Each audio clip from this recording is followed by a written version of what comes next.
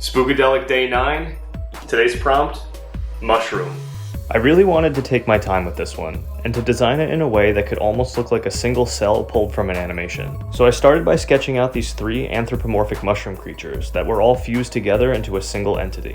To get that animation feel, I wanted to make sure I had really clean line work to make sure everything was as sharp as possible. I then started adding in some graphic black shadows, indicating a light source coming slightly from the right. I also wanted to make sure these mushrooms conveyed a sense of character, as if the one in the center is the oldest and most wise, while the two on each sides are almost like parrots on someone's shoulder, repeating everything the main one says. Starting with the shadows first really helps to indicate form, and also helps to add depth to the figures. I then added in some action lines that you would typically see in a lot of anime. Not only do these lines convey a sense of motion or intensity, but they also act as leading lines that focus the eye to the center of the image. I'm going to color in the mushrooms, but I wanted to indicate a slight ambient glow behind them in the background. So I just used a little touch of gray that blended into the black to add a little more depth to the composition. I then started inking in some of the colors. I chose a really bright color palette to stand out against the black background. I started with the cyan for the gills and a pinkish magenta for the stems. I'm choosing to use two colors as midtones for each area, since the black acts as shadow and later I'll apply white as a highlight. To make the cap stand out, I'm using a bright yellow-green. Then I colored in the spots using a bright red, which kind of makes them look like Invader Zim's eyes. The red and green also helps convey a sense that this fungus is poisonous and it's best to stay away.